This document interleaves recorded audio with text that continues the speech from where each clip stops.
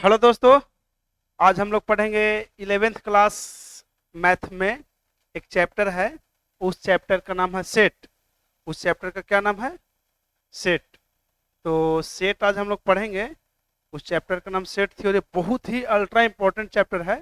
इस चैप्टर का use trigonometry में है, प्रोबेबिलिटी में है। मतलब इस चैप्टर का यूज अन्य चैप्टर में बहुत ज़्यादा है, इसलिए चैप्टर बहुत ज़्यादा यूजफुल हो जाता है। जनरल कंपटीशन में भी ये चैप्टर पूछता है सेट थ्योरी से, पॉलिटेक्निक में भी पूछता है, पारामेडिकल में पूछता है। और सबसे खास बात, ये चैप्टर 11th का फर्स्ट चैप्टर रही है set theory. First chapter 11th का क्या है? सेट। तो हम लोग आज समझेंगे सेट क्या होता है, सेट का टाइप्स क्या होता है, सेट को कैसे रिप्रेजेंट करते हैं, सेट में और क्या क्या है। एक बेसिक कॉन्सेप्ट हम लोग सेट का देख लेंगे। उसके बाद एनसीईआरटी बुक का नेक्स्ट वीडियो में हम लोग इसका क्वेश्चन लाएंगे चैप्टर बाय चैप्टर। तो आप कॉन्सेप्ट को बढ़िया से समझिएगा कि कैसे कैसे सेट का क्या कॉन्सेप्ट है, सेट क्या है, रिप्रेजेंट कैसे सेट को करते हैं, टाइप्स सेट का क्या है, कैसे सेट का डैश निकलते हैं, माइनस निकालते हैं, यूनिवर्सल सेट का। मतलब सेट के बारे में संपूर्ण कॉन्सेप्ट आपको दिया जाएगा। ठीक है, तो हम लोग बढ़ते हैं सेट के बारे में। देखिए, पहला है यहां से कि सेट, यहां है सेट किसे कहते हैं। तो देखिए, सेट किसे कहते हैं? सेट मतलब हुआ collection of well defined object.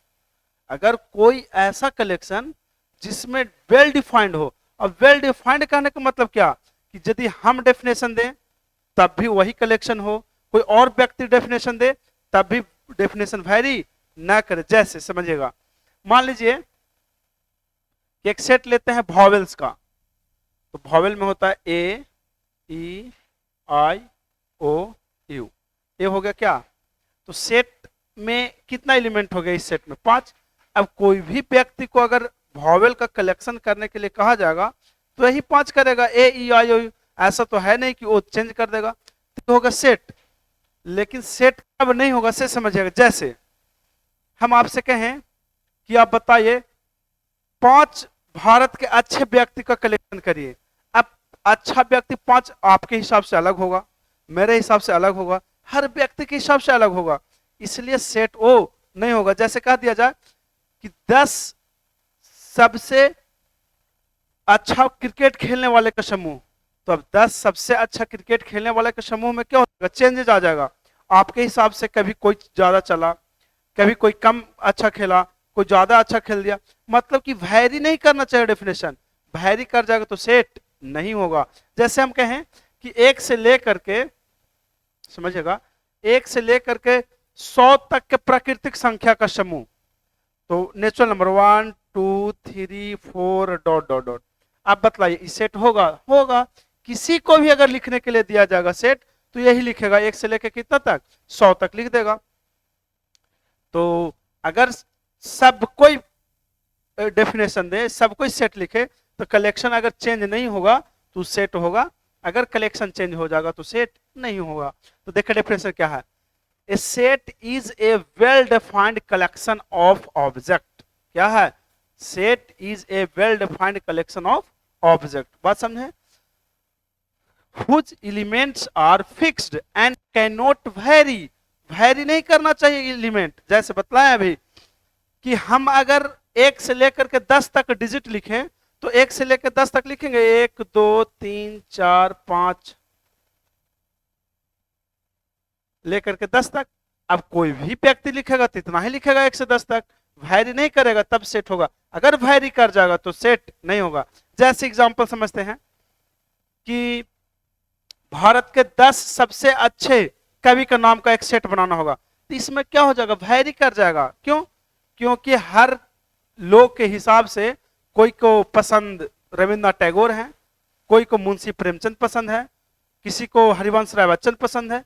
यानी कि सीक्वेंस भी गड़बड़ होगा, और कोई 10 में उसका नाम रखेगा भी नहीं भी रख सकता है। तो इस तरह से सेट का अगर कलेक्शन वैरी नहीं करेगा तब सेट होगा। अगर एलिमेंट का कलेक्शन वैरी कर जाएगा तो सेट नहीं होगा। ठीक है, जैसे हम देखिए यहाँ एक सेट का रिप्रेजेंटेशन दिया हुआ है, बराबर 1 2 3 4 5 6 7। ठीक है, चलिए नेक्स्ट में हम लोग चलते हैं स्लाइड में रिप्रेजेंटेशन ऑफ सेट दिया गया है। क्या दिया गया है? Representation of. देखिए दो तरीका से सेट को रिप्रेजेंट करने का तरीका है। सेट को रिप्रेजेंट करने का दो तरीका है। हम लोग ये सीखे कि सेट कहते किसे हैं। देखिए एनसीईआरटी बुक में सारा दिया हुआ है। सेट का डेफिनेशन से बहुत सारा क्वेश्चन है कि कौन सेट होगा कौन सेट नहीं होगा।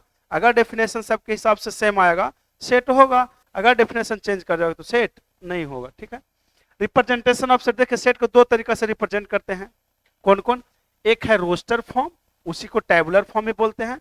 एक होता है सेट बिल्डर फॉर्म। एक क्या है? Set builder form.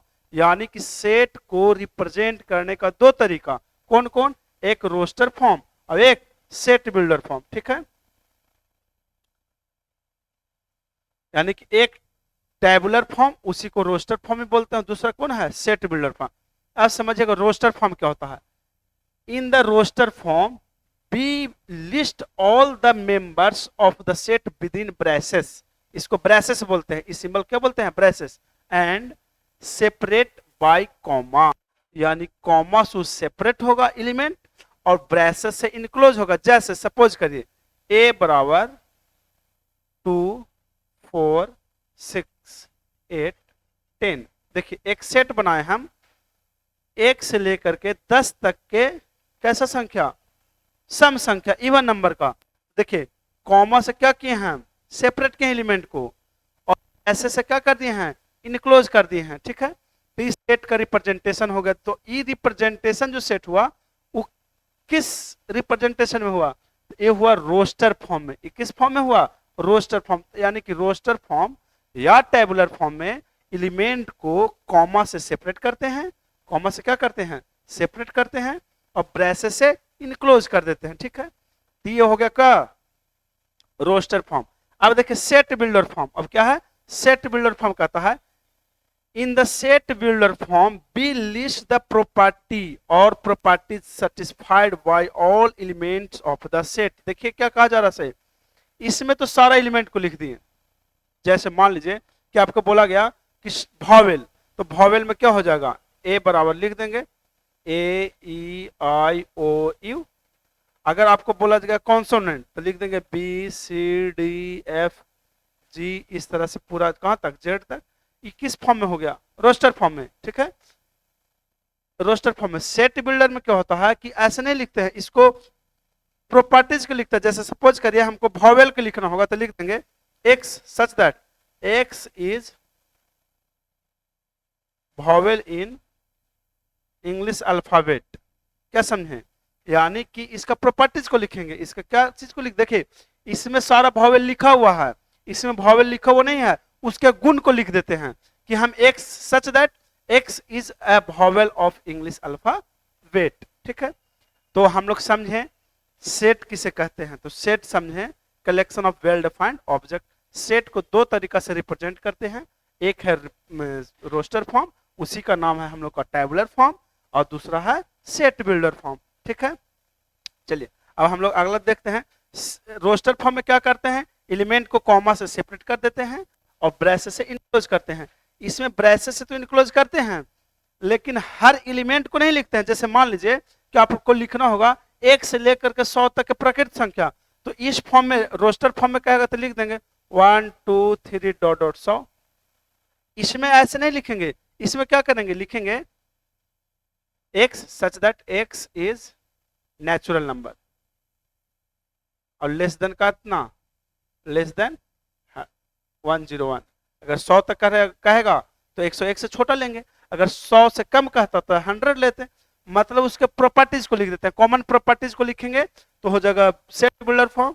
अगर पूरा एलिमेंट को लिख देंगे तो क्या हो जाएगा? Roster form. चलिए अब देखते हैं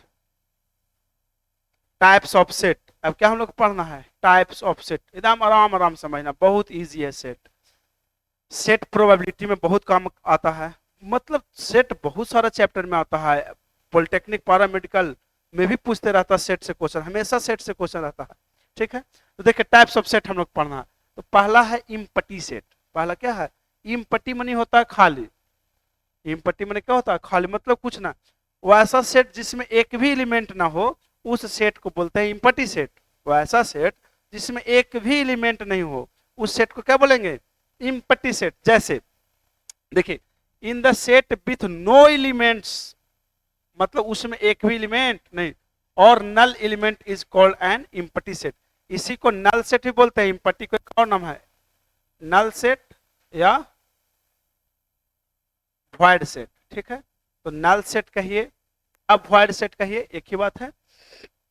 इसको डिनोट करते हैं दो तरीका से, चाहे तो फाइ से आप डिनोट कर सकते हैं, फाइ से, फाइ सिंबल का नाम है फाइ, यानी कि नल सेट को फाइ से डिनोट करते हैं। नल सेट या इम्पटी सेट किसे कहेंगे? वैसा सेट जिसमें एक भी एलिमेंट नहीं रहेगा, that set which has no any element, यानी कि जिसमें कोई भी एलिमेंट नहीं रहेगा।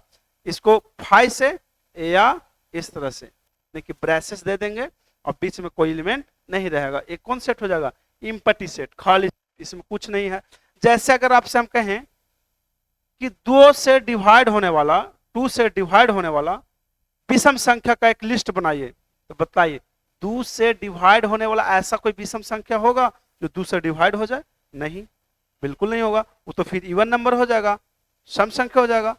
तो ऑड नंबर कभी 2 से डिविजिबल नहीं होता है, तो उसका सेट दे देगा, यानी कि वैसा सेट जिसमें कोई भी एलिमेंट लाई ही नहीं करेगा। जैसे एक कोई क्वेश्चन पूछ दिया जाएगा कि वैसा संख्या का एक सेट बनाइए जो 2 से बड़ा हो, 2 से क्या हो? बड़ा हो, और 3 से क्या हो? छोटा हो, और वो संख्या होना चाहिए नेचुरल नंबर। अगर कोई आपसे कहे कि एक नेचुरल नंबर का नेचुरल नंबर लिखो जो 2 से बड़ा होना चाहिए, सॉरी 2 से छोटा और 3 से, 2 से बड़ा और 3 से छोटा, नहीं होगा। 2 से बड़ा और 3 से छोटा, तो कैसे होगा?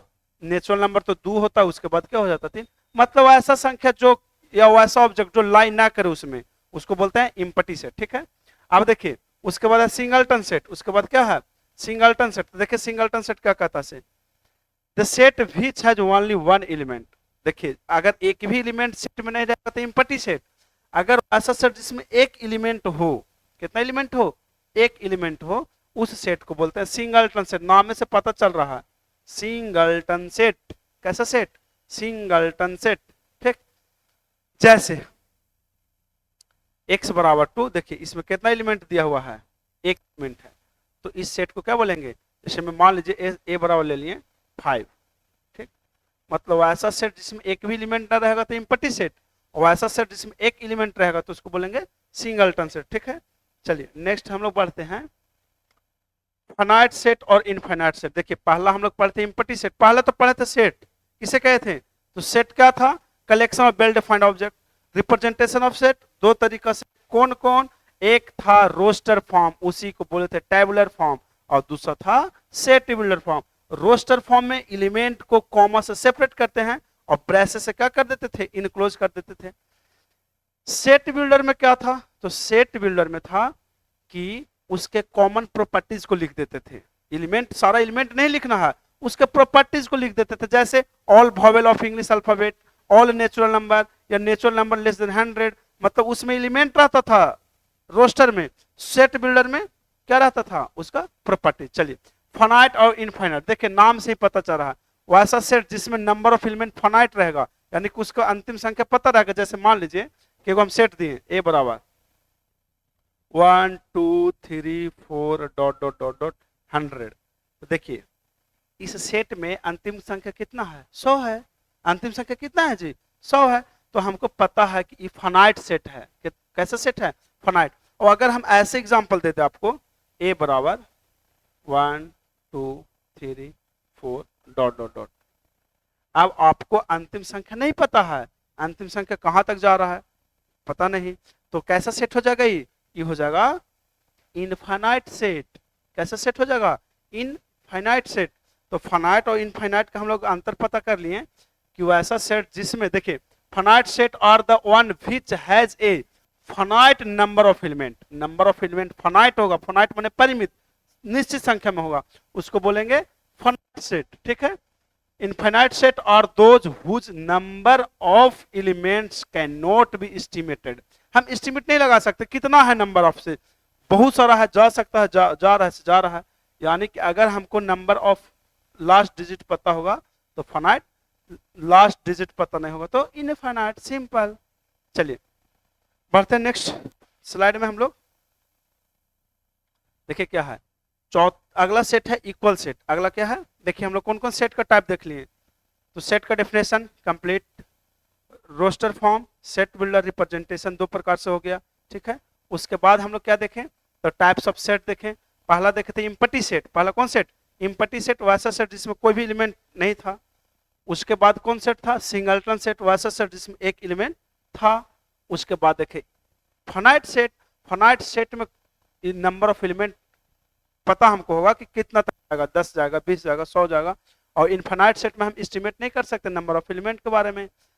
अब है इक्वल सेट। अब क्या है, देखिए इक्वल सेट एकदम आसान है, वैसा दो सेट जिसमें same number of element, element एकदम exact same, number of element नहीं, एग्जैक्ट हो। जैसे मान लीजिए एग्जांपल समझिएगा, ए बराबर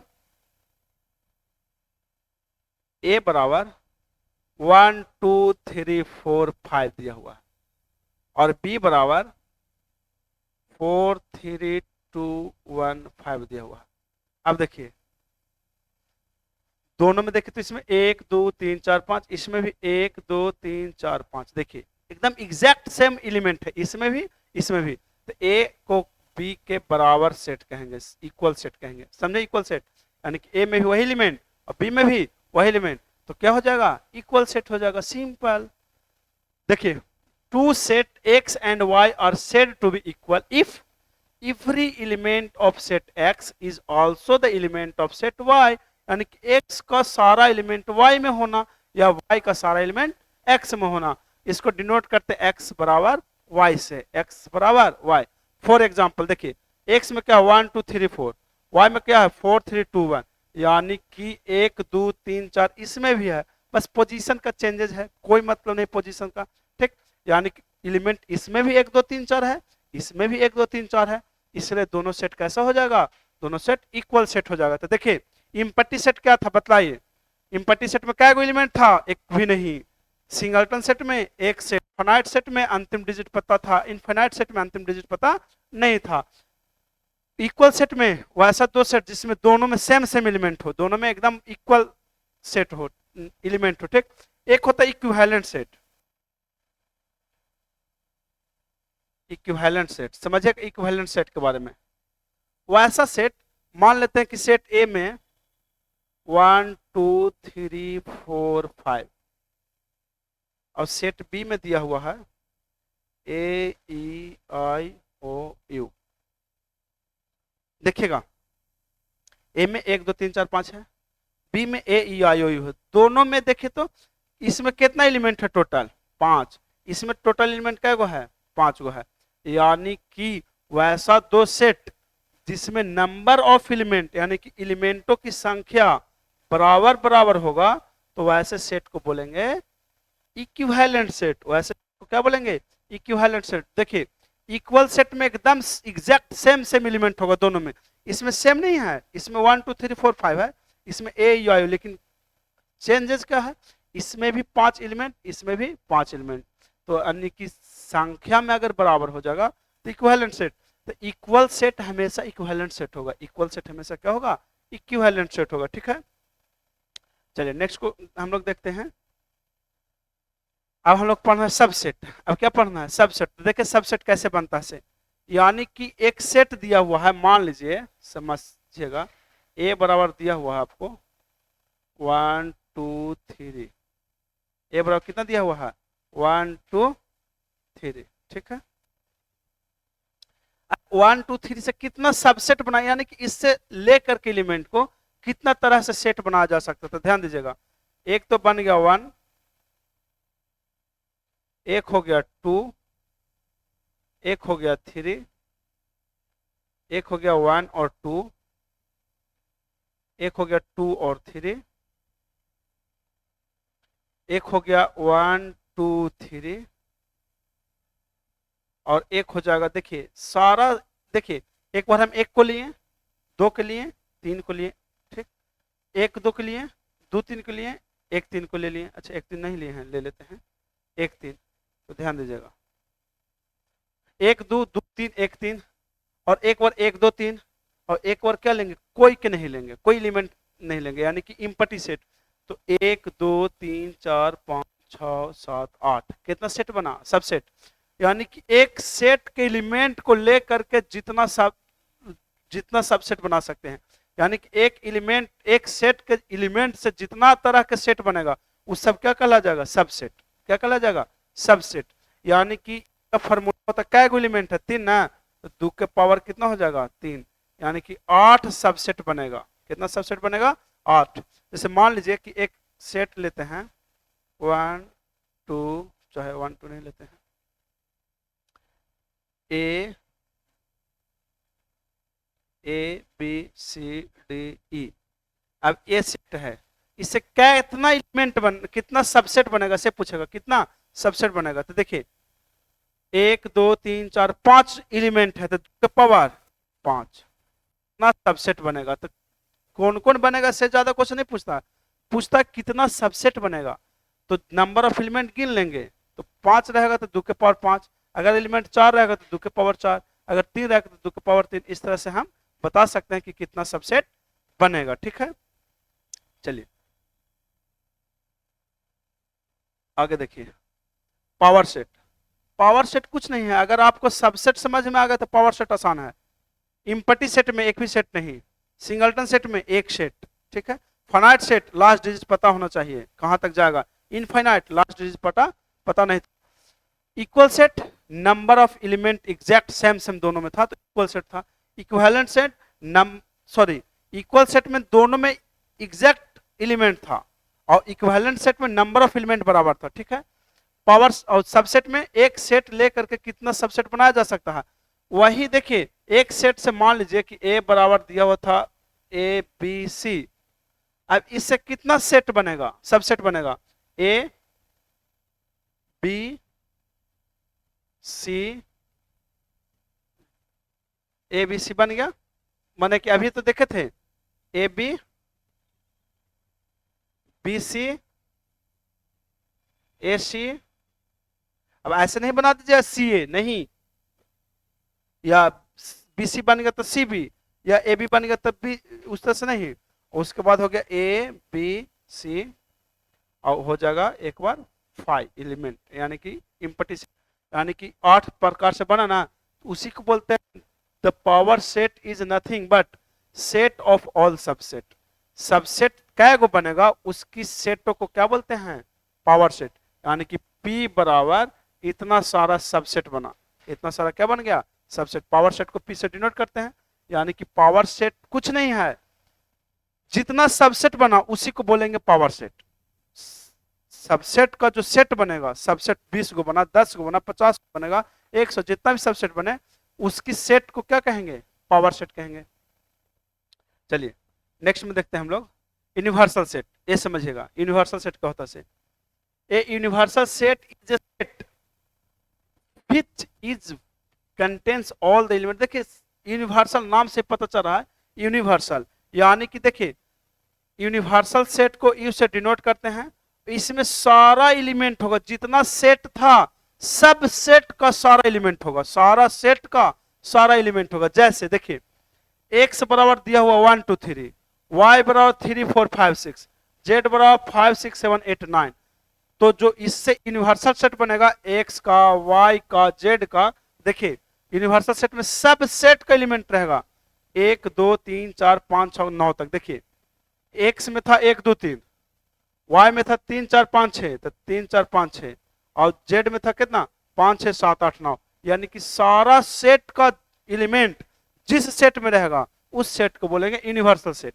जैसे ए में हम मान लीजिए ए बी सी, समझिएगा, बी में है बी सी डी, और सी में है B C D E F. तो इससे जो यूनिवर्सल सेट बनेगा A B C D E F, यानी कि इससे यूनिवर्सल सेट ए बनेगा। सारा एलिमेंट है इसमें सारा एलिमेंट है। ठीक है, चलिए तो हम लोग समझ गए यूनिवर्सल सेट को। हम लोग क्वेश्चन देखेंगे, ये सब चूंकि मैथमेटिक्स है तो कॉन्सेप्ट समझ में तभी जब आएगा जब हम लोग इस पे क्वेश्चन करेंगे। जस्ट एक एक एग्जांपल देख लेते हैं, जब नेक्स्ट वीडियो में हम लोग एनसीईआरटी चैप्टर का चैप्टर फर्स्ट बनाएंगे तो बहुत एकदम क्रिस्टल क्लियर समझ में आ जाएगा कि बहुत इजी है। सेट थ्योरी बहुत आसान चैप्टर है। 11th क्लास का मैथ ही आसान है, बहुत इजी मैथ है। क्या समझे? 12th के रेस्पेक्ट में, 12th की अपेक्षा 11th का मैथ बहुत इजी है। 12th में थोड़ा सा डिफिकल्ट है, थोड़ा सा कैलकुलस का कंसेप्ट आ जाता है, इसमें दिक्कत होता है। ऐसे मैथ रियल में क्या है, इजी है 11th 12th का। ठीक है, चलिए अब देखते हैं हम लोग यूनियन। अब क्या पढ़ना हम लोग को? यूनियन पढ़ना है। यूनियन और इंटरसेक्शन, दो तीन टॉपिक और है, फटाफट देख लेते हैं। देखिए यूनियन क्या कहता है, कहता है कि union of two set has all their elements it is denoted by you.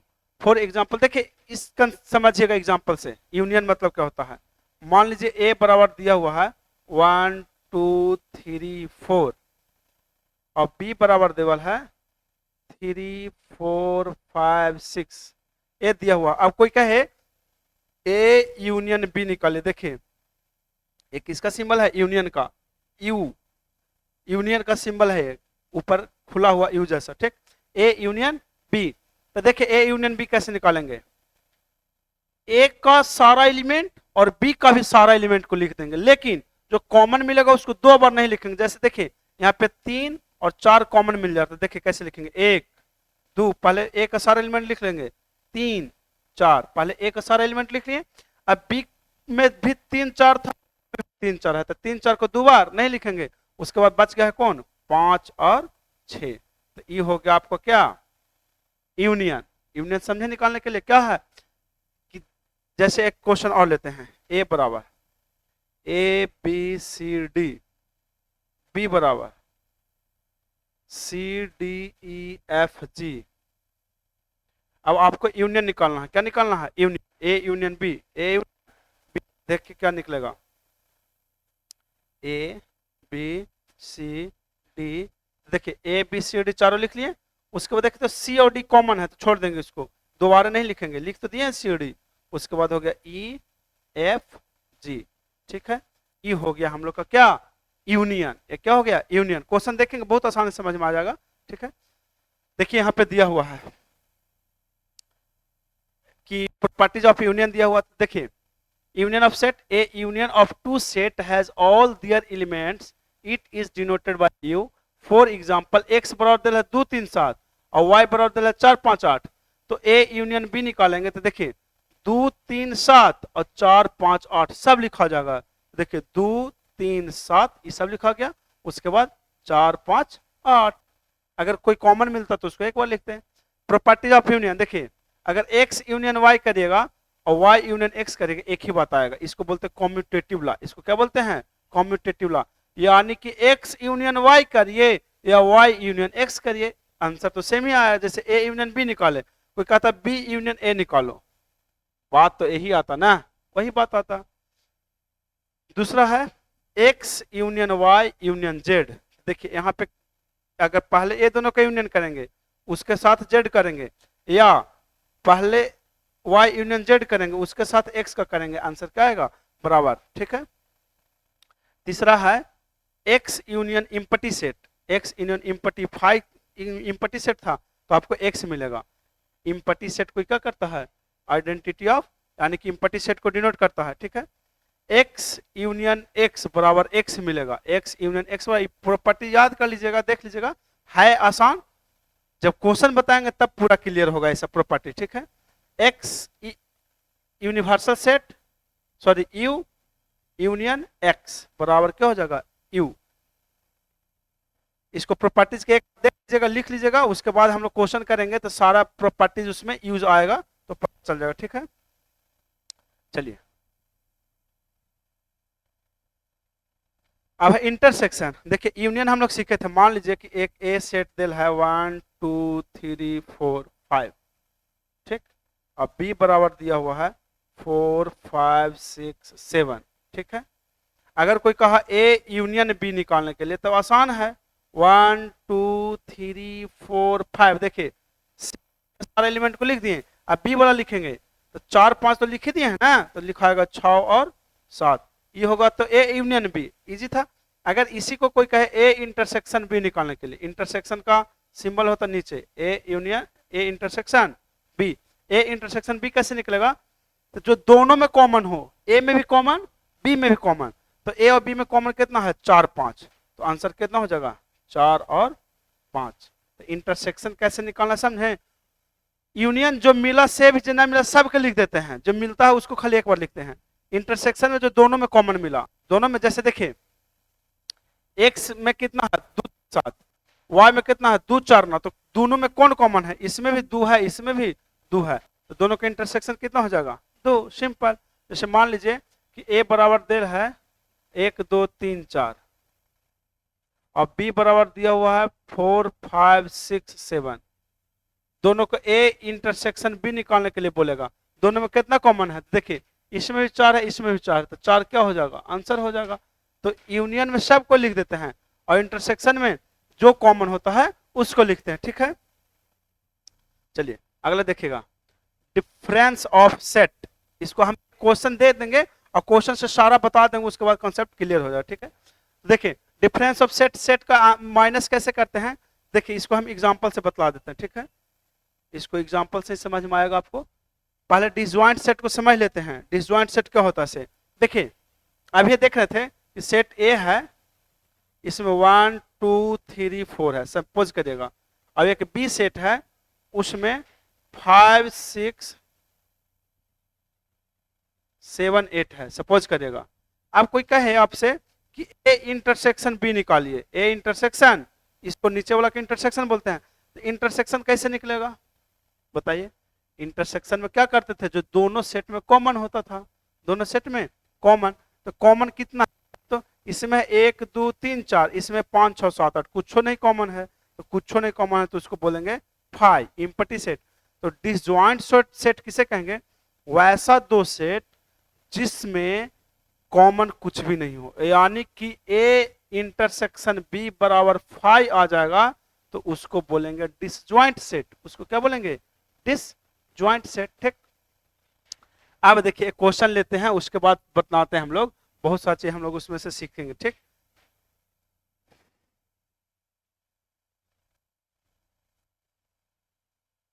देखिएगा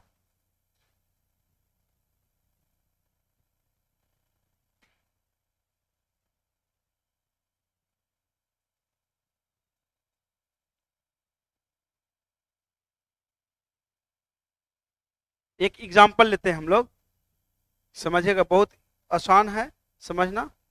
एक यूनिवर्सल सेट ले रहे हैं, इसमें 1 2 3 4 5 6 7 8 9 10 तक लिए हैं एलिमेंट, यह यूनिवर्सल सेट, यानी कि इसमें सब सेट का एलिमेंट होगा।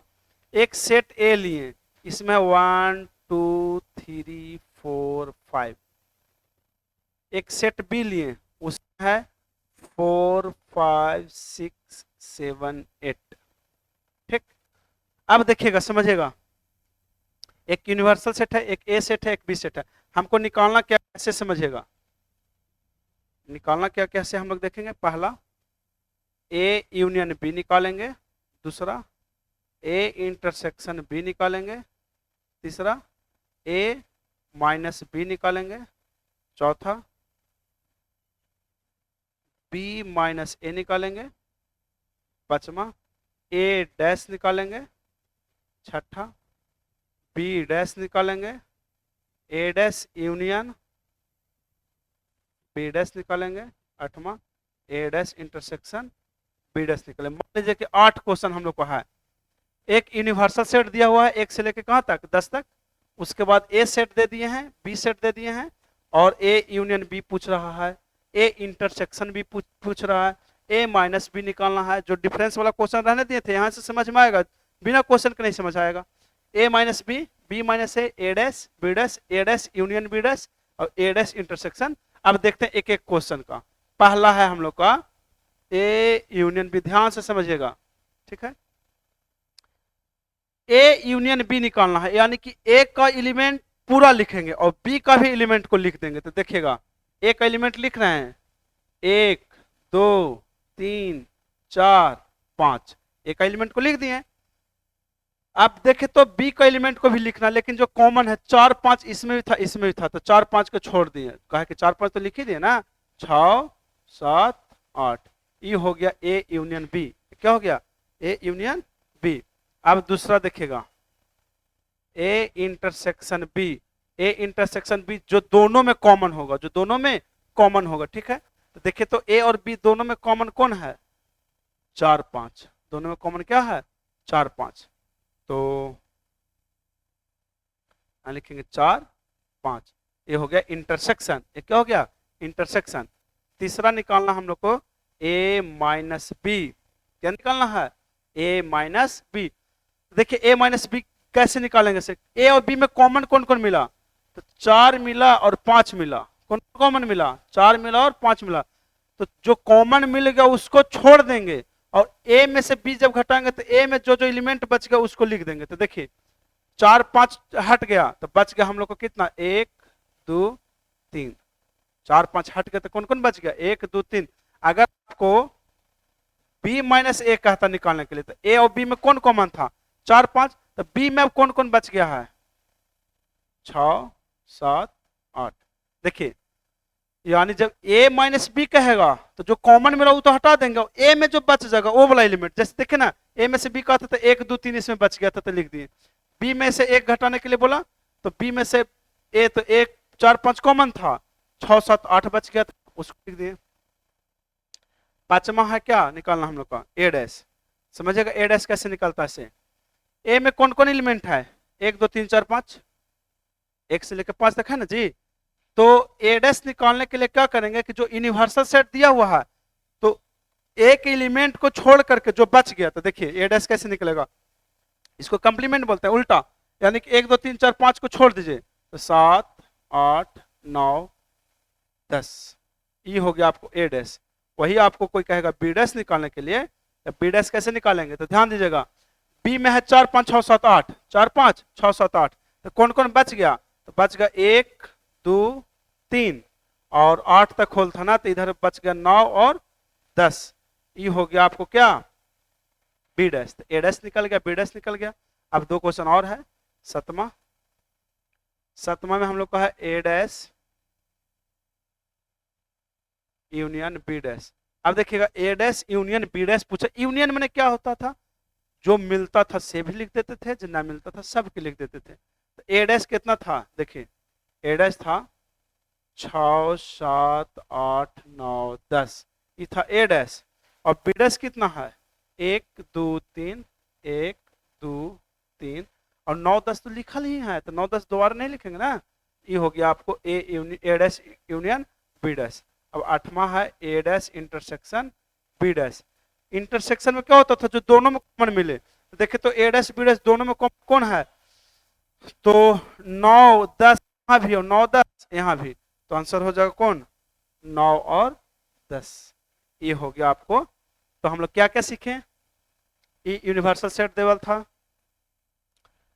ए यूनियन बी निकालना सीखे, ए इंटरसेक्शन बी सीखे, ए माइनस बी सीखे, बी माइनस ए सीखे, ए डैश सीखे, बी डैश सीखे, ए डैश यूनियन बी डैश सीखे और ए डैश इंटरसेक्शन बी डैश सीखे। इतना चीज हम लोग सीखे। सेट किसे कहते थे? तो collection of well defined object, ठीक बात है। रिप्रेजेंटेशन ऑफ सेट क्या था? तो 2 तरीका से, रोस्टर फॉर्म, उसी को टेबुलर फॉर्म, और दूसरा सेट बिल्डर फॉर्म। उसके बाद हम लोग सीखे टाइप्स ऑफ सेट। तो टाइप्स ऑफ सेट में था पहला क्या? इम्पटी सेट, जिसमें कोई भी एलिमेंट नहीं था। सिंगलटन सेट दूसरा था, जिसमें एक एलिमेंट था। तीसरा फाइनाइट सेट था, जिसमें नंबर ऑफ एलिमेंट क्या था? फाइनाइट था। इनफाइनाइट सेट था, जिसमें नंबर ऑफ एलिमेंट क्या था? इनफाइनाइट था। उसके बाद सबसेट, यानी एक सेट के सारा एलिमेंट लेकर के अलग अलग कितना तरीके से सेट बनेगा, उसी को बोले थे सबसेट। और कुल सबसेट का एक सेट बनेगा, उसको बोला गया पावर सेट।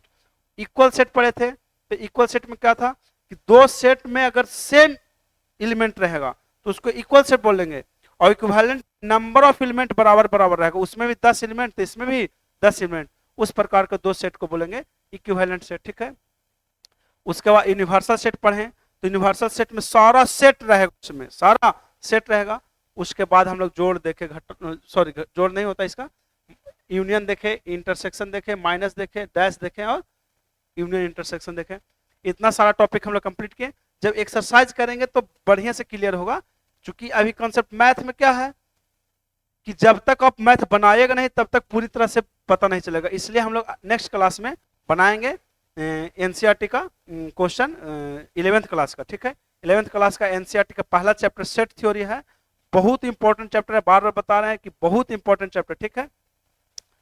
तो ठीक है, इसी के साथ हम लोग समाप्त करते हैं वीडियो को। और जिनको जिनको जरूरी होगा, अपने दोस्तों जिनको पॉलिटेक्निक पैरामेडिकल या 11th क्लास का स्टूडेंट होंगे, उनको क्या कर दीजिएगा, वीडियो शेयर कर दीजिएगा, ठीक है। तब तक के लिए जय हिंद।